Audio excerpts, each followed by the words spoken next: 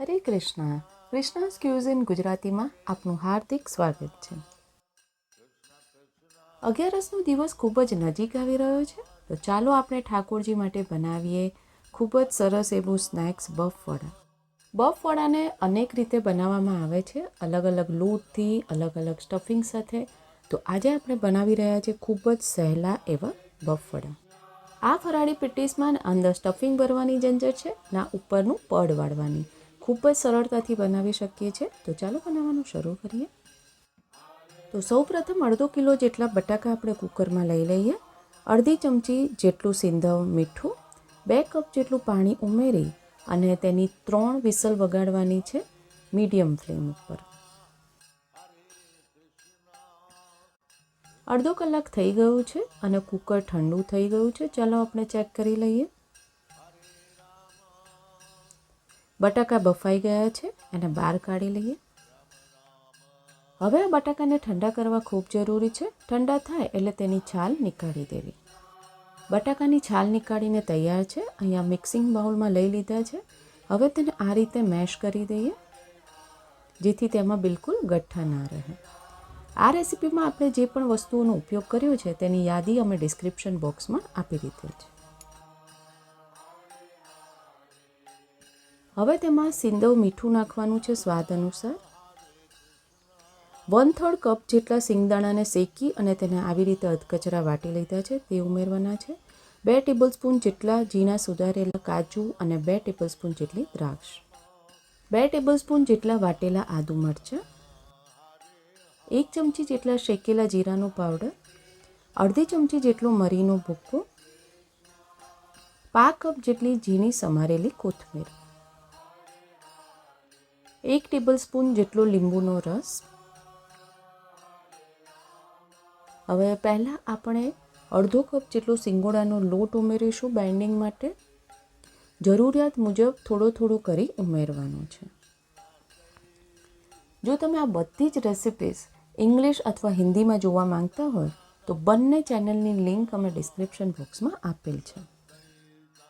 સિંગોડાના લોટની જગ્યાએ તમે કુટ્ટુનો લોટ કે રાજગરિયાનો લોટ પણ વાપરી શકો છો, પણ સિંગોડાના લોટની એક નેચરલ તેમાં મીઠાશ આવશે. તો અહીંયા મેં 1/4 કપ જેટલો સિંગોડાના લોટનો ઉપયોગ કર્યો છે. તમે જરૂરિયાત મુજબ વધુ કે ઓછો ઉપયોગ કરી શકો છો.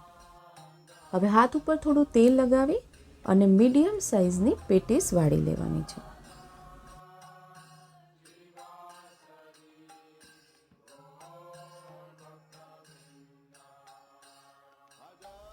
આ જ રીતે બધી જ પેટીસ વાળીને તૈયાર કરી લઈએ.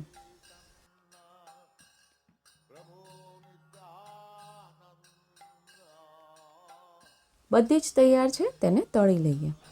તેલ પહેલાં જ ગરમ કરવા રાખી દીધું છે અને એક સાથે બહુ બધી પેટીસ ફ્રાય નથી કરવાની. પેટીસ વાળતી વખતે ધ્યાન રાખવાનું છે કે બિલકુલ બી તેમાં તિરાડ ન રહેવી જોઈએ. તરત જ આપણે પેટીસને હાથ નથી લગાડવાનો. એટલીસ્ટ 2 મિનિટ માટે તો તેને મીડિયમ ફ્લેમ ઉપર આપણે તળવા દેવાની છે. હવે 2 મિનિટ પછી ખૂબ જ હલકા હાથે તેને આ રીતે હલાવતા રહીએ.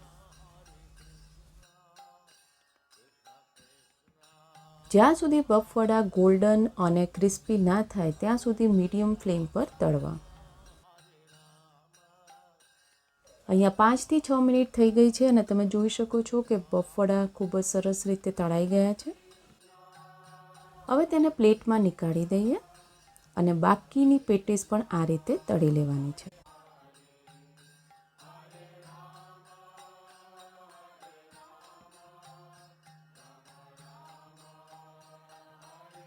બધી જ ફરાળી પેટીસ તળીને તૈયાર છે. આ મેઝરમેન્ટથી તમે 20 જેટલા બફવડા તૈયાર કરી શકો છો. અહીંયા બફવડાને મેં ખજૂર આમલીની ચટણી સાથે સર્વ કર્યા છે.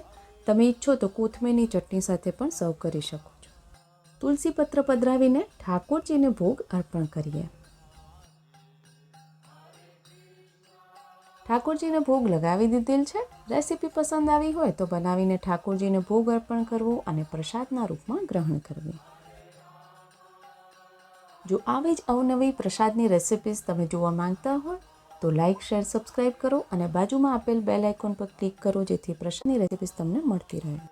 હંમેશા જપીએ હરે કૃષ્ણ, કૃષ્ણ કૃષ્ણ, હરે હરે, હરે રામ રામ, રામ રામ, હરે હરે.